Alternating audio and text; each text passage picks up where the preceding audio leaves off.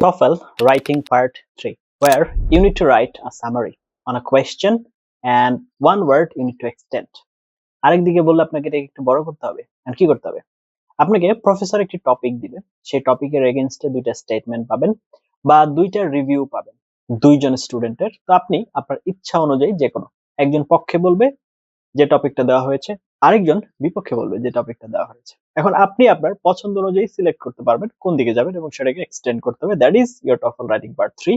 এটার ডিটেইল আলোচনা আজকে হবে। Before that, welcome to our channel TOEFL Bangladesh, preferably number one platform in Bangladesh for TOEFL preparation or trying to make your TOEFL journey easy. Learn TOEFL with fun. That is our motto and following that up to 24/7 আমাদের সাথে connected থেকে TOEFL preparation নিতে চান, please like our Facebook page এর জন্য Facebook group, সেগুলো link ডেসক্রিপশনে দেওয়া আছে। আর আপনার যদি TOEFL টেস্ট রেজিস্ট্রেশন করতে হয় অথবা আপনার যদি প্র্যাকটিসের জন্য সাবস্ক্রিপশন কিনতে হয়, you can contact with us. আমাদের সাথে কন্টাক্টের ডিটেইলস আপনি ভিডিও কমেন্টে পিন করা অবস্থায় পেয়ে যাবেন না। Without wasting time, let's roll on to computer screen. Before that, এই ক্লাসে আমরা যে টপিকটা ব্যবহার করেছি বা যে ক্লাস লেকচারটার জন্য পিডিএফটা ব্যবহার করেছি, সেটা যদি আপনাদের প্রয়োজন হয়, ভিডিও কমেন্টে আপনাদের মেইল আইডিতে কমেন্ট করলেই হবে।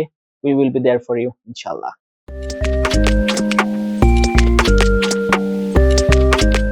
চলে আসলাম আমরা কম্পিউটার স্ক্রিনে। TOEFL Writing Part 3, which is an important question type. তো আমরা একটা স্যাম্পল দেখি আগে। এখানে কি বলা হচ্ছে দেখেন, a professor has posted a question about a topic. মানে একজন প্রফেসর আপনাকে একটা কোয়েশ্চেন থ্রো করেছেন একটা টপিকের উপরে, and students have responded with their thoughts and ideas. মানে এখানে দুইটা রেসপন্ড আপনারা পাবেন, টু রেসপন্স আপনারা এখানে পাবেন। Make a contribution to the discussion. এখন এই ডিসকাশনে আপনি আপনার মতামতটা দিবেন। You will have 10 minutes to write. মানে আপনাকে লেখার জন্য কতক্ষণ সময় দেওয়া হবে? তাহলে আপনাকে লেখার জন্য সময় দেওয়া হচ্ছে 10 মিনিটস। এখন আমরা টপিকটা একটু দেখি, let's have a look. A professor is teaching a class on environmental science. তাহলে environmental science নিয়ে আলোচনা হচ্ছে। Write a post responding to the professor's question. তাহলে তার টপিকটা কি? In your response, আপনার যে রেসপন্স সেখানে কি করতে হবে? You should do the following. Express and support your opinion. এখন আপনি এটা এগ্রিও করতে পারেন, এটা ডিসএগ্রিও করতে পারেন, দুই দিকেই যেতে পারেন, নো প্রবলেম। আপনার যেদিকে খুশি যেতে পারেন, সমস্যা নেই। Make a contribution to the discussion in your own words. এবার আপনি আপনার নিজের কথায় বিষয়টাকে সামারাইজ করার চেষ্টা করেন, হুবহু এখান থেকে আপনি যেটা শুনবেন অডিও সেটাকে কপি না করে। An effective response will contain at least 100 ওয়ার্ডস। এটা হচ্ছে মিনিমাম 100 ওয়ার্ডস, উপরে আপনি আরো বেশি যেতে পারেন। তবে যেহেতু সময় 10 মিনিট, 100 থেকে 150 ওয়ার্ড এর ভিতরে রাখতে পারলে হয়ে যাচ্ছে আমাদের। তো এর বেশি মনে হয় না প্রয়োজন হবে, এটা একটা স্ট্যান্ডার্ড রেঞ্জ। তো মিনিমাম 100 পার করতে পারলেই হচ্ছে।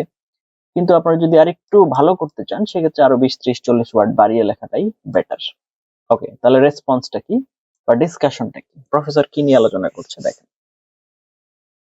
Art and media have the power to influence public opinion. বলা হচ্ছে art and media have the power to influence. মানে শিল্প এবং এই যে মাধ্যম, গণমাধ্যম যারা আছে, এরা কি করতে পারে?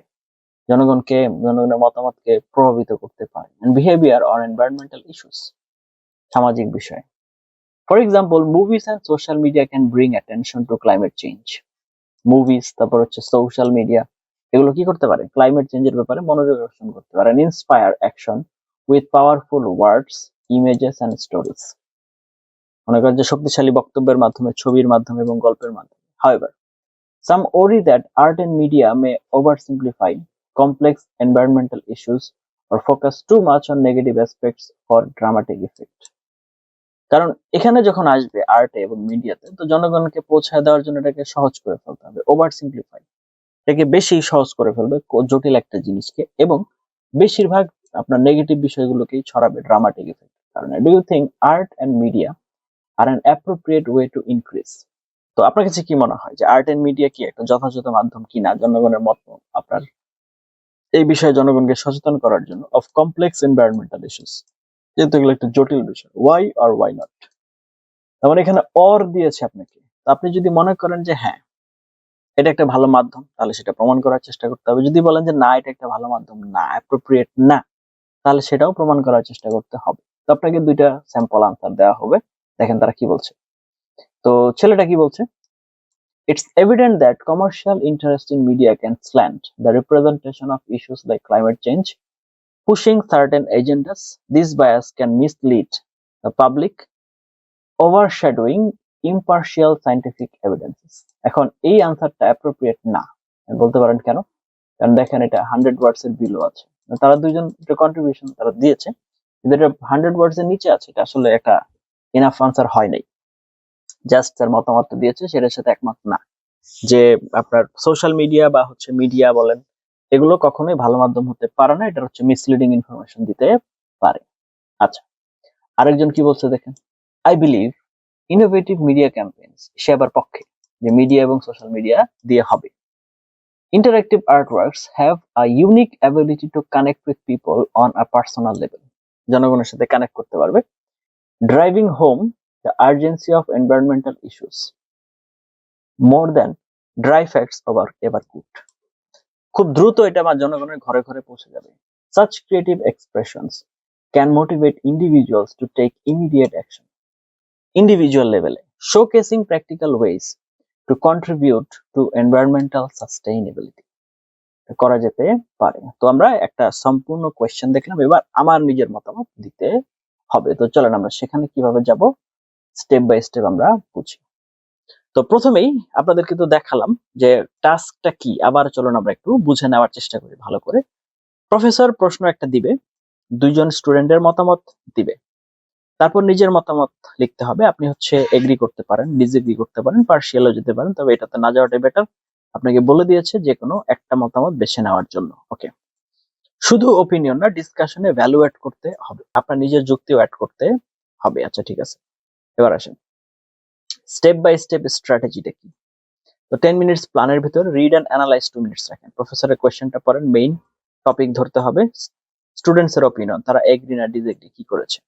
তো কুইকলি নোট নেন, স্টুডেন্ট এ কি করেছে, হোয়াট আইডিয়া, সে কি শেয়ার করছে, এবং স্টুডেন্ট বি হোয়াট আইডিয়া, সে কি শেয়ার করেছে। তারপরে আপনি আপনার মতামত দেবেন। ওকে, নাম্বার 2, ডিসাইড ইউর পজিশন।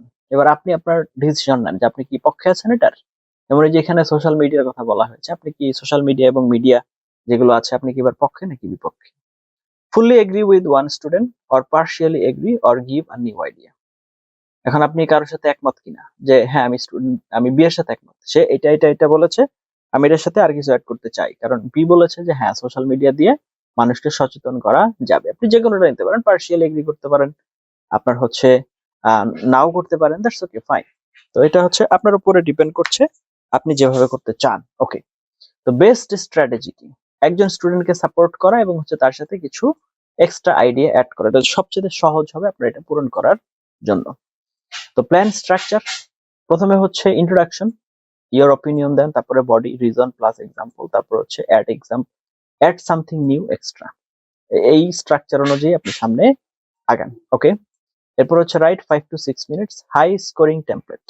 এই টেমপ্লেটটা আপনারা ব্যবহার করতে পারেন, 5 থেকে 6 মিনিটের ভিতরে লেখা শেষ করতে হবে। আই বিলিভ দ্যাট, এবার আপনার মতামত দেন, পক্ষে আর বিপক্ষে। ঠিক আছে, মতামত দিলেন, তারপর আই এগ্রি উইথ, এবার কোন স্টুডেন্টের সাথে আপনি একমত, এ এর সাথে নাকি বি এর সাথে, যদি নাম উল্লেখ থাকে, বিকজ তার কারণ কি, কারণ সে যে ব্যাখ্যাটা দিয়েছে সেটা দেন, দিস ইজ মেইনলি বিকজ, এবার আপনার নিজের ব্যাখ্যা দেন, এক্সপ্লেনেশন। ফর এক্সাম্পল একটা উদাহরণ দেন।